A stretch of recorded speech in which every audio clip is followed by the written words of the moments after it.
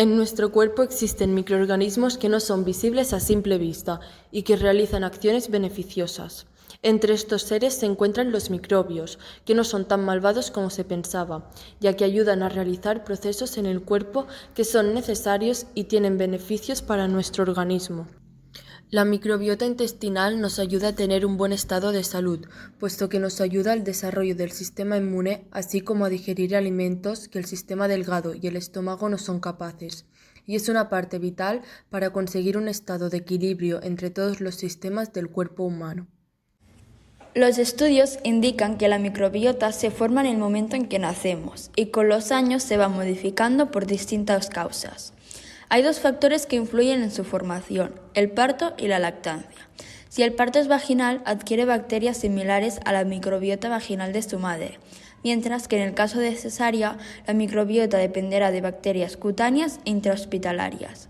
Respecto a la lactancia, si la leche es materna o de fórmula, el bebé adquiere diferentes microorganismos que predominarán en la microbiota intestinal del niño o niña. Los probióticos ayudan a nuestra microbiota porque atrapan moléculas tóxicas, estimulan el sistema inmune, reducen colesterol y triglicéridos, producen vitaminas, inhiben bacterias patógenas y aumentan antioxidantes. Aunque nos pueda sonar extraño, la microbiota intestinal también está conectada con el cerebro, haciendo que enfermedades como el Alzheimer y el Parkinson, e incluso la depresión y la ansiedad, se vean afectadas por este enorme conjunto de bacterias. Esto es debido a la hipótesis de la inflamación, en la cual se aumenta la proteína C reactiva y la citosina, que provocan alteraciones de los niveles de una hormona llamada cortisol.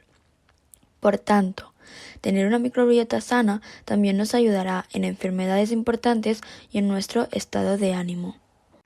Según los expertos, la manera de mantener la microbiota intestinal sana es llevar una vida activa y saludable, beber suficiente agua, no consumir tabaco ni alcohol, reducir el estrés y no abusar de los antibióticos.